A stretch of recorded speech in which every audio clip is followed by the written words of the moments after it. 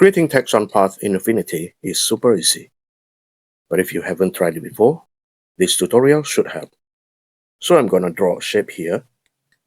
Let's use a circle. Set the size. I'm setting it to 500 pixels. Then I select the Artistic Text tool. Let me zoom in. When I move the cursor onto the path, you'll notice it changes immediately. There are two ways to type on path. If I hover the cursor above the line, the text I type will be placed on the outside of the path. And if I hover below the line, the text will be placed inside the path. Let's try the outside first. I'll type design, and as you can see, the text sits nicely outside the circle. You'll also notice two small triangles on the path. The green one marks the starting point of the text, and the red one marks the end point. I can drag both of them to adjust how the text flows along the path.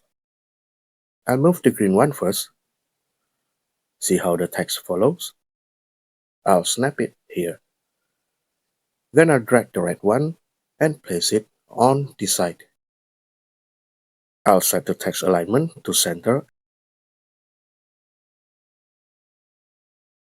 I increase the text size a bit, change it to bold. And another helpful thing, you can adjust the baseline to control how far the text sits from the circle.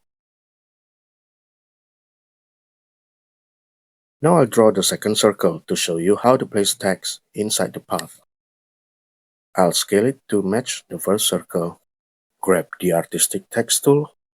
Then I just put the cursor inside the path. And I'm gonna type unlimited creativity.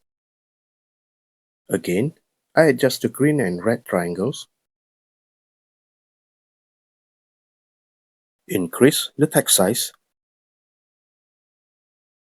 Set it to bold. And tweak the baseline.